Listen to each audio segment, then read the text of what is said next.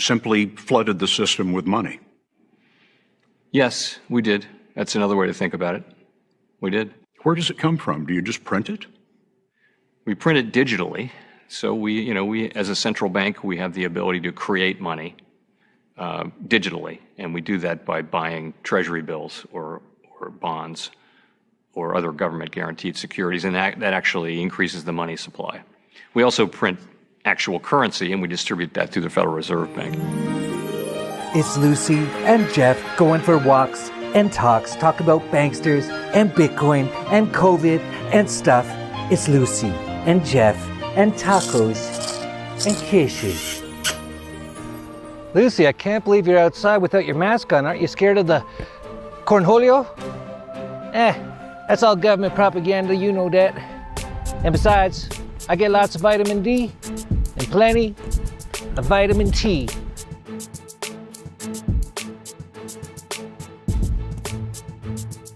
Well, I made a joke about it a couple days ago, saying that I'll bet they say, what's his name, George Floyd has COVID. And, yep, and as they say, who was it, the Illinois health person said anyone who dies having COVID will be marked down as COVID. If you were in hospice and had already been given, a few weeks to live, and then you also were found to have COVID, that would be counted as a COVID death. It means that even if you died of a clear alternate cause, but you had COVID at the same time, it's still listed as a COVID death. So everyone who's listed as a COVID death doesn't mean that that was the cause of the death, but they had COVID at the time of death. Oh my gosh, we got another COVID death. It's so terrible. You know what a real epidemic would look like? I would be doing these videos very somber. I would be like, oh, I just had another friend just died. People in my family are dying. I got even some of the people I follow, like on YouTube and stuff, a couple of them just died. That's what it would look like. And I've been watching a few sports related things because they're talking about bringing hockey back, but not in front of crowds. That's crazy. Got to social distance. And it's so funny watching them because their cognitive dissonance is so obvious. So there'll be like two reporters on from their houses with like really horrible hair because they haven't had a haircut in 3 months because they live up in Canada. So they're like slaves. Here in Mexico, they just come to your house. It's fine. But they'll say something like, okay, they're planning on returning to hockey, but what happens if a player gets COVID or maybe even 2 or 3? And instantly the response is, well, they just have to sit out for a little bit. Like no one goes, oh my gosh, if a couple of people and players got it, poor guys, they're gonna die. But no, they know. Everyone knows. Everyone knows. It's not going to be life as they know it at the rink for NHL players. But I think that they've come up with it's not reasonable to shut down things if 1 or 2 people get sick with this disease, because this is a huge venture for them, huge business venture, but also because we know that people in this age group, if we're looking at people who have risks from this disease, this is a non-risk group. People in their 20s and 30s who are very, very healthy. This isn't a group that is under particular threat from this particular virus. If you're like in decent shape, you're not dying from whatever this thing is, and I don't think it's anything. And they even know that. But of course, we can't have hockey. What if one person's grandma dies? Who was gonna die anyway, by the way? Oh, well, I've got tons of crazy stuff today. There's no shortage of that. Lucy, Ben, don't go on the road. That's my girl. In New York, what a surprise. Half the crazy stuff's in New York. I don't know how anyone could ever live there. But the order followers, the criminals who actually get paid from extortion, They call them police officers. They put out this tweet. You gotta love this. It comes from one of the police criminal chiefs. New Yorkers may begin to see our officers with black mourning bands across their shields and across their hearts. We wear these in quiet commemoration of our 27 brothers and sisters we've lost to the COVID. Another way we honor our vow to never forget. Yes, just honoring their 27 brothers and sisters who died from COVID by covering up their name and badge numbers. You only have to look into the comments there to see a lot of people are like, what? So now the police have masks on and are covering up their name and badge numbers. And these are some of the most dangerous criminals in the world, especially in New York. Like, so you've got basically a bunch of guys you can never identify going out and doing all kinds of crimes. And speaking of that, in Asheville, North Carolina, here's some cops just helping out. Yeah, they found some water bottles and some medical supplies that people were using. So, you know, they did what any good law enforcer would do and smash it all up. We will be enforcing the law. Please leave the area peacefully and you will not be harmed.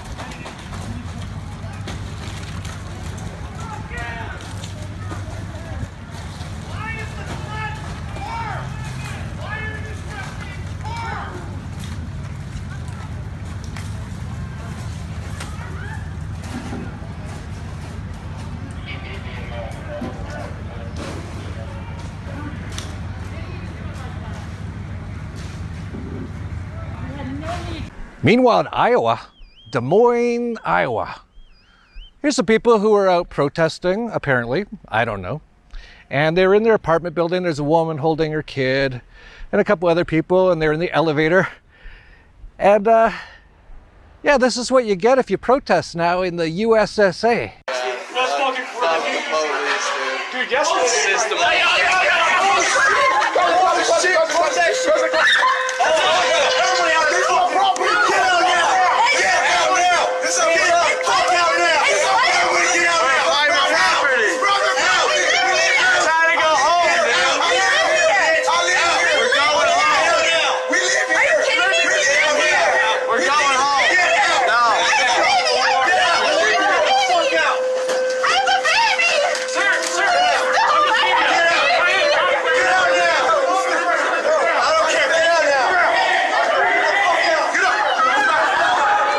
Well, I shouldn't talk all bad about cops.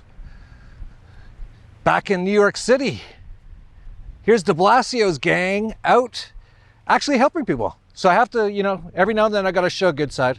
So here's the police helping out a bunch of looters. Some of them are tripping all over themselves. They couldn't see very well, so they helped them out with some flashlights. Doing nothing. You're not even, oh shit, yo, these niggas not even doing shit. That's fucking crazy. That's crazy. Oh my God. Oh my goodness, bro. Hey, look at Tito.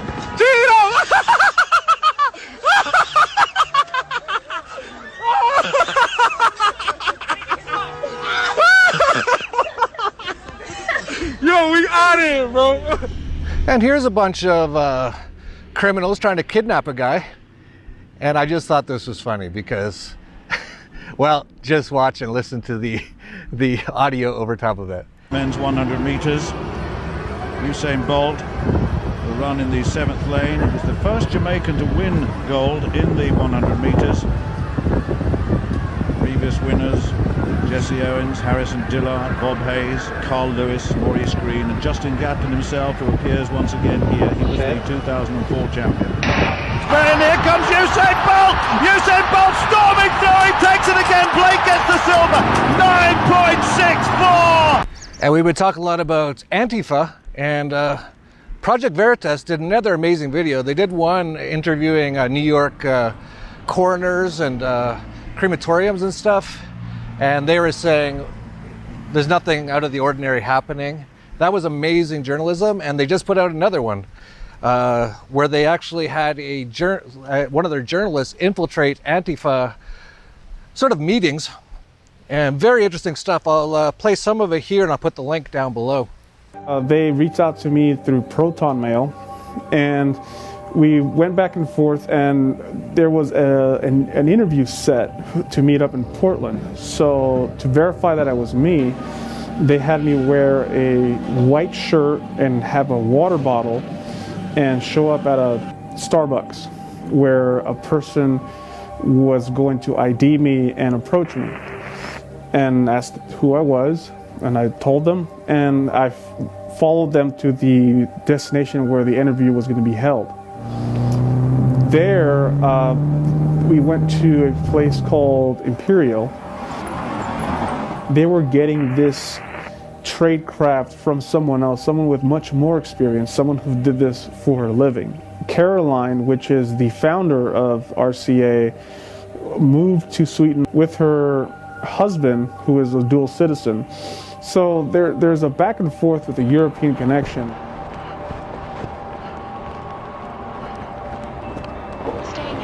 Rose City Antifa holds required lectures for prospecting members in secret at In Other Words bookstore before they open. And as part of their security culture, they require us to put our phones in the bathroom next door. This bathroom is not only away from the main room where the lecture is taking place, but also has a fan that muffles any sound from the room. The whole goal of this, right, is to get out there and do dangerous things as safely as possible. How violent is Antifa or RCA in particular? Practice things like an eye gouge. It takes very little pressure to injure someone's eyes. They do not hesitate to either push back or incite some kind of violence. In our classes and in our meetings, before we do any sort of demonstration or black bloc, we talk about weapons detail and what we carry and what we should have. What is black bloc? Well, this is black bloc right now. The term is used to a tactic in which individuals conceal their identity to look uniform so that no one can be identified in an act of a crime. With RCA, it seems much more structured, almost like a company or like a business. So, I feel like there is some type of outside funding, influence, or resources being used. Consider like destroying your enemy, not like delivering a really awesome right hand, left eye blow, It's not boxing, it's not kickboxing, it's like destroying your enemy. And who would have thought that our fascist future, where there's brown shirts all over the place, making sure that no one breaks any of the thousands and thousands and thousands of laws in the land of the free, would be Karens. And I just had to play this because it's just too funny. They're playing. That's what the park is for. I never saw a car in here before. It's a Power Wheel car, doesn't man. bother me. What bothers me is you have a little kid in here that doesn't have a driver's license. He's just a little kid and you're not with him. It's not a real car.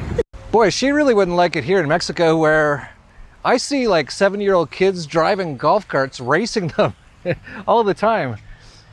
But she would probably say that she's going to call the cops here, and everyone would laugh and then probably tell her to move ASAP. But I have to say something about Karens, these soccer moms that are going crazy. First of all, most of them, I think it's something like, it's more than 20 or 30%, it might even be 50% of all women in the US are on what they call antidepressants. These things are psychotic medications that actually make you basically insane, just so you know, especially if you stay on a lot of them. We have half the women in the US on this stuff, not to mention for decades they've been told about feminism and how they should be like men and how they should be going out and working. And I'm not saying if you're a girl you should or shouldn't, but this has been the agenda. And as they've done that, they've also demasculated a lot of the men through various ways. A lot of just removing their testosterone, using various things in the food. but also all kinds of propaganda on the mainstream media that has really turned men into not men anymore. So on top of that, you have these women who are trying to get ahead in the work world and all those sort of things for decades. And then the men aren't really men anymore, so they start becoming more like men. And because they are, no guys are attracted to them. So that is actually a big part of why we're seeing this, is all these women are so lost. It's sad. They don't even know what it's like to be a woman anymore. And because they act so masculine and crazy, no man's attracted to them, so they're not getting any loving for like years or decades. And that is the result. What you just saw there and every other Karen. Like, we should start a Get Karen's Laid charity or something. Probably wouldn't cost that much. There's a lot of guys out there who'd probably do it almost for free anyway. But, you know, pay them a little bit so they act attracted to them. And then maybe these, where's Lucy? Oh, there she is. Oh, she's good. She knows when to cross the road. Yeah, I saw some birds over here. Let's see how it goes. Nah, they're not running. They're not running. They're probably gonna chase me, so peace. Peace, guys. And now, of course, you can't even go within 6 or 7 feet of someone or go to their house in England. Oh, you poor people in England. What a slave state. I know the toll that lockdown has taken on families and friends who've been unable to see each other. So from Monday, we will allow up to 6 people to meet outside, provided those from different households continue strictly to observe social distancing rules by staying 2 meters apart. Yeah, this should really work out well. There should be no angry people after all this stuff. And there's no sports. This is all done on purpose. They want everyone to go absolutely nuts. And to some extent they are. So they're getting what they want, and now they'll bring in the bigger police state, bring in the contact tracing. We're basically in East Germany times 100 now. In the US anyway. Here in Mexico is still good. And before we go on to the economic stuff, which is crazy, which is what I'm supposed to be talking about, but there's already so many other things to talk about that I have to mention. So before we do that, here's some cute birds. Yeah. Oh, look at this cutie. Yeah. There should be some baby. Oh, there's a ton of babies now. Oh, you're so cute. You're so cute. What do you guys think of all this stuff? We just want to know where our mom is. Yeah, I'll bet. Hope you guys are okay. But before we move on to the economic stuff, just talking about all this crazy police stuff. Murray Rothbard, who's one of the most important people in modern history, in my opinion. If you don't know who he is, look him up. And he wrote a book called, wrote many books, but he wrote one called Anatomy of the State. And in it, he talked about how you can tell if the police are there to protect you or to protect themselves and the people who rule them, the people they really work for. I think it's clear as day now, but I thought his quote here is very apropos for what's going on. Just in case you can't figure out what's going on, he says in his book, "We may test the hypothesis that the state is largely interested in protecting itself rather than its subjects by asking which category of crimes does the state pursue and punish most intensely, those against private citizens or those against itself?" That's all you need to know. So if people, I've actually heard some people, they're like, are cops not really on our side? It's like, no. There might be a few sheriffs, those ones are different. They're a little better. But government cops, are you crazy? You know, this is one thing that I'll give to sort of black people here. Not that I'm not giving anything to black people, I want to help them by getting rid of the government and the central banks. But I'll definitely give them this. They see way more of the horrors of government cops than any other sort of racial group that you can think of. So that's why rap music's been pretty angry now for 40 years. I don't know if you know, F the police, it wasn't just for fun. It was like, F the police, they're killing us out here.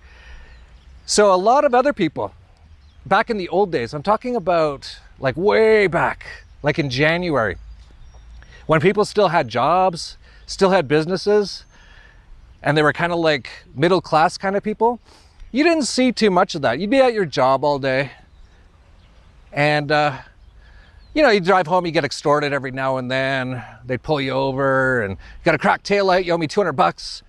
And you go, it's pretty bad, but it's not that bad. But now that there is no middle class, the middle class just got wiped out. I don't know if you know. They didn't really announce it on TV yet, and they probably never will. But yeah, it's wiped out now. So all of you middle class people, like those guys in Des Moines, Iowa, you're now finding out what it's like to live in sort of like black areas. And they're coming for everybody now. So people better wise up pretty quick. But let's get into the economic stuff, because this is just crazy. We're already in the greatest depression of all time. By all metrics, within a couple months, every single economic thing has done way worse than anything that from what the Federal Reserve caused in 1929 through to the 30s, where they put out all the propaganda that they saved it by putting in all these socialist things. It actually extended it. The US was basically in a depression until after the war, and then they said, more propaganda, the war saved the economy. No, it didn't. It destroyed the economy again. But eventually, everything was just wrecked. And they started building up. And back then in the US, there wasn't that much government involvement in everything. There was hardly any regulations on anything. Not much police. Well, there's no police state really at all. And the Federal Reserve was still restricted until the 1970s in printing too much money. So yeah, basically the market built itself back up after that, but it took about 20 years, and it wasn't saved by socialism. That's actually what's destroying a big part of the US right now. And it wasn't saved by wars. Explain to me how blowing up huge chunks of the world and getting blown up yourself improves the economy, Krugman. And of course, he'll use his Keynesian, well, the GDP goes up. GDP is a meaningless figure. If you destroy everything, it'd be like if you lived on an island, right? And there was another guy on their side of the island. And instead of trading with each other, you decided to go to war with each other, and you burnt down his house, he burnt down your house, he attacked you and stabbed you. You had to go back, and once you got better, you went back and stabbed him. After all that's over, did that help the economy? It's very basic, but they don't teach economics in government schools or even in universities. Only Mises University did they teach actual economics. So most people don't know this. But we're now, while the US government, again, this is just unbelievable. They're just printing up trillions and trillions. If you don't know, even when Donald Trump signed the first $1 trillion stimulus, he was like, I've never signed anything with a T on it before, ha ha. While the evil ass people behind him all grinned and they're like, oh, we're getting our money. But the fact is that no one has ever signed anything with a T on it ever before. I guess the closest would be in the 2008 financial crisis, but no one actually did a stimulus bill that big as far as I remember. Was it a trillion? No, I don't think so. I'd have to look it up. But US government's just printing trillions and trillions and well, not actually printing, the Federal Reserve is, but they're spending trillions and trillions, and the Federal Reserve is printing up trillions and trillions and buying up the US government debt with it. And they now say they're coming out with another $1 trillion. And just look at this chart. And this chart doesn't show most of the stimulus bills yet. This is the federal government spending in billions of dollars. This is it all the way back to the year 2000. It was kind of like 100 billion, 200, got up to 300, 400. We just hit, actually it was just right around 400 right before this. Now trillions. And that is going to destroy the economy unbelievably. No one has any idea how badly this is going to destroy everything. And that's what's next. So get ready. And the unemployment in the US is mind-boggling. It's now over 42 million people unemployed. I don't know how many people actually work, like actual employees in the US. I would be very surprised if it's over 100 million. A lot of people are sort of 18 and under. They're not even allowed to work anymore thanks to all the government regulations. And then many of them go stupidly, which I've been saying, hey, you guys gonna be enjoying your college degree after this? Yeah, you'll just be in the camps. That's what I've been saying for years. But up until like 25 or even 30, most of them are just in the colleges wasting their time and money. And then there's people working from like 25 to, 60 or whatever it is. And then there's lots of older people who are just retired on their pensions, which are now about to disappear. This should be fun. So I don't know for sure, but I can't imagine the amount of employed people in the US is much over 125 million. I guess maybe it could be 150 million. I didn't look it up. In any case, there's almost 50 million unemployed now, which, if my guesses are correct, is like half the people or more in the US. And I saw this sign. This is a great sign. Flatten the curve of unemployment. Well, unlike this fake virus, which you can just make up whatever numbers you want, you can't really just flatten the curve of unemployment. Once all these businesses go under, and we're seeing that now with airlines, they're not allowed to lay off anyone until September in the US, and they get all kinds of funds for that. But they're just wasting their funds. They're flying empty planes all the time. Talk about a waste of time and money. And they've already said when they get back to, when they're allowed to lay off people, they're going to be laying off quite a few people. I heard 30% from some of the airlines. So they're not coming back. Those jobs aren't coming back anytime soon. They could if the government went away and the Federal Reserve went away and everyone started using crypto. Within a year or two, we'd be back to actually, we'd have the best economy of ever in history, because it'd be with sound money without any government involvement. But most of these jobs aren't coming back. So, especially like restaurant jobs and stuff like that. When I've been hearing so many horror stories about, there's a few restaurants reopening in the US now. In fact, in Canada, I heard about one north of Toronto. They got fined $500,000 for opening. They're just destroying any small business right now. And I hear about, if you go to the US, they can only have like 1/3 the capacity. Oh yeah, they were barely surviving before with all the taxes and regulations. They're all gonna be dead. The waitresses all got masks on. They're all standing way far apart at you. Some of them are even asking you for your information so that they can contact trace you. And not to mention, there might be a guy in the restaurant eating with a Pac-Man mask.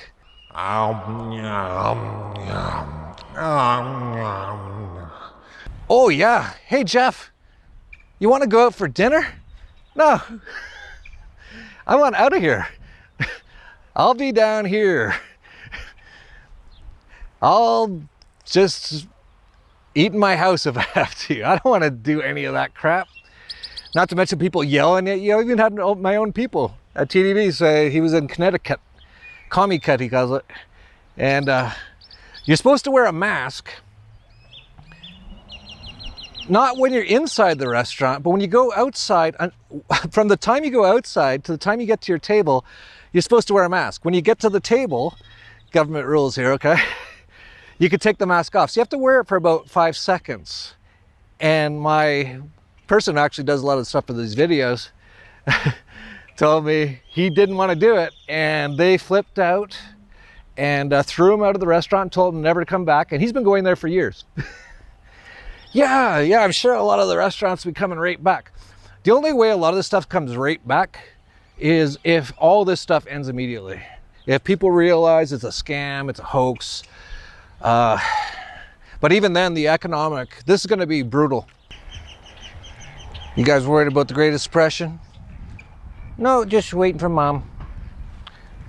Okay, Lucy loves the babies. Yeah, I got no problem with babies. I just like chasing some of the smaller birds. But to finish up, At the World Economic Forum, they've actually come out and said that they're basically using this crisis, which is all planned, to do the Great Reset. They even have a website for it, weforum.org/great-reset. And James Corbett actually did it again. If you don't know him, subscribe to his channel. Subscribe on his website so you get all this stuff. Did another great video on it. I'll play just a couple minutes of it here to show you that this is what they've been planning. So they basically want to tear down what we know of as capitalism, which is actually, we've never had capitalism. Capitalism's only in the black market, which is the free market. But you don't have central banks in capitalism. You don't have taxes in capitalism.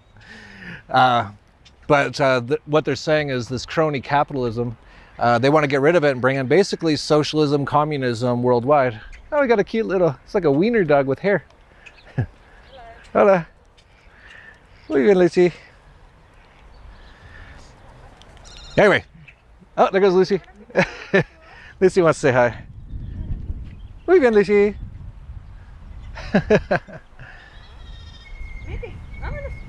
Adios. Lucy, vamos.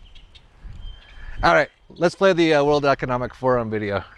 So, as you're basically teeing it up right on time, Brave New World Order minions all start moving their grand chessboard pieces. Of course, never letting a crisis go to waste, which I believe is the caption to the photo on the World Economic Forum website, which features the post, "Now is the time for a great reset." This written by Klaus Schwab, executive chairman of the World Economic Forum, and of course a Bilderberger who was even on their steering committee at one point. He writes, quote, "We need a great reset of capitalism."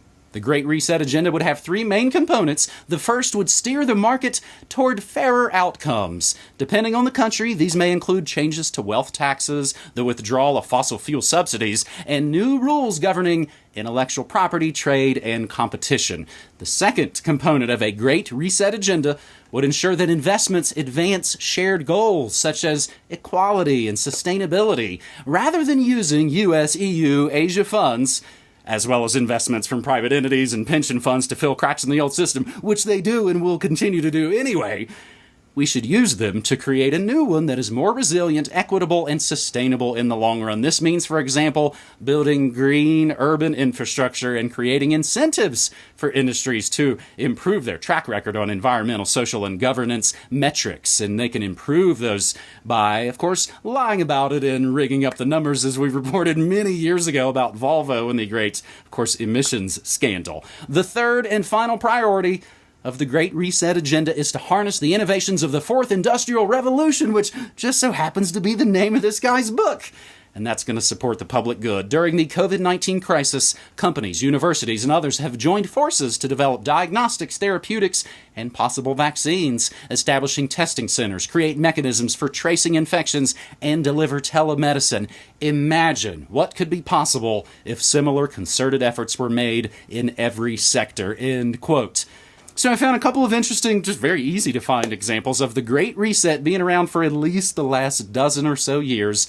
A 2010 book by a guy named Richard Florida, Dick Florida, The Great Reset, How New Ways of Living and Working Drive Post-Crash Prosperity. He runs theatlantic.com now. But an even earlier sci-fi series, of course, by a writer named Sean McKnight called Second Renaissance. Started online in 2007. They've got a whole entry on Wiki of basically the future history of the Great Reset, 2009 to 2027. And, I mean, they really kind of already kind of at it, James. Again, in a lot of these situations, they're just kind of announcing it to us, right? In a sense, it is just putting it out on the table and putting it in black and white. And it's interesting how he does this in this article. I hope people will go and read through it in its entirety. But he starts by basically saying, we're in crisis, everything's falling apart. We must build entirely new foundations for our economic and social systems. The level of cooperation and ambition this implies is unprecedented, but it is not some impossible dream. In fact, one silver lining of the pandemic is that it has shown how quickly we can make radical changes to our lifestyles. Almost instantly, the crisis forced businesses and individuals to abandon practices long claimed to be essential, from frequent air travel to working in an office. I mean, this is social engineering 101 type of stuff that generally I would have to do some sort of propaganda watch to put it out on the table. You see, they're putting you through the crisis in order to re-engineer society in the way that, well, he's coming out and saying it. This is the perfect opportunity for us to re-engineer society. So yeah, people used to ask me why I go to Bilderberg and all that. I used to quite a bit. And they said, what are you trying to do? It's like trying to expose what these guys are doing. That guy from the World Economic Forum used to be the Bilderberg chairman, basically. That's what they're planning. And that's what we're trying to expose on them. People are like, oh, you guys, wasting your time trying to... They're just talking in there. It's just a bunch of the richest people in the world all talking. And, they talk about good stuff, like the Good Club. How to, like Bill Gates, how he's going to save everyone. And I'm like, no, that's not what they're talking about. And now we're seeing exactly all their plans roll out. If you look back, imagine making a bet 6 months ago. You can make a bet with someone and go, I'll bet you in 6 months, and everything's fine at the time. Everyone's going to sports games. They're all at the bars and restaurants. They all got jobs. Everything's fine. They're saying on the news that buy stocks, it's a great time to buy stocks. Trump's like, yeah, we're heading towards 30,000 on the Dow. It's the best economy of our life, which it wasn't. It was all lies. It's been downhill for a long time, actually, but definitely since 2008. But anyway, so everything's kind of like how, remember the good old days in January? Making a bet. I'll bet you that almost half the people in the US are unemployed in like 4 months. And I'll bet they're all locked in their house under martial law. And in fact, most places in the world, martial law worldwide. The economy's almost down to zero. Federal Reserve's printing up like $10 trillion. Anyone in the world would have said I was insane. And of course, I didn't say that was going to happen, but I was saying this was coming. I didn't even know. This is already way crazier than I thought it could get. I didn't know they had this much control. Look how quickly they've destroyed the whole world in just a couple months, and they have people begging for it. There's Karens out there yelling at people to get back in their house. Oh my God. Well, what can you do? I just want to let you know as well, we have a new channel. It's called TDB Clips. We've already had 2 videos deleted off of it. What a surprise. But if you like some of the stuff in these videos, check it the next day, and we have them kind of like cut up into different segments, because some people want, like for example, sometimes we have a good song or something at the start. And if you just want to share that, we'll have that on the TDB Clips channel. That's down below. And definitely subscribe to Lucy's channel. Our V for Vendetta video is still up there. It was deleted after 4 hours on our channel. Oh, it's still up? Oh, that's good. I guess those idiots are not very smart. But yeah, check out my channel. It's Lucy and Jeff Show. I got a lot of exclusive content about tacos and kisses and apples and all my dog friends at the house. And yeah, if they ever delete Jeff's videos, then I throw them up on my channel. Screw them.